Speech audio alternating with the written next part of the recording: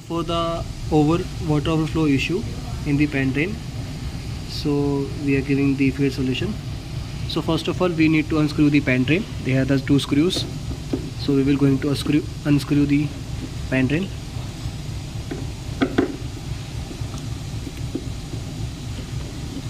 After unscrewing, remove the pan drain. So here we can see the bottle. Now need to remove this bottle. Please make sure this pipe water levels don't get damaged while removing the bottle. Now remove the bottle slightly. So we are removing the bottle. Now we will going to straight up, as this bottle is used for the vibration absorber. So now need to paste this bottle at the back.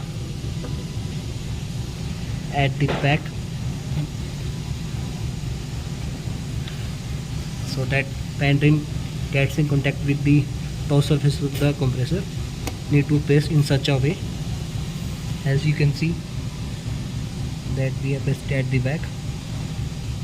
So this is the surface that we got for the pan drain.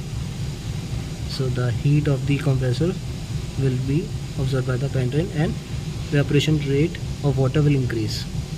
So after that, after adjusting this, need to screw the pan drain with the screwdriver and then install the unit at its location.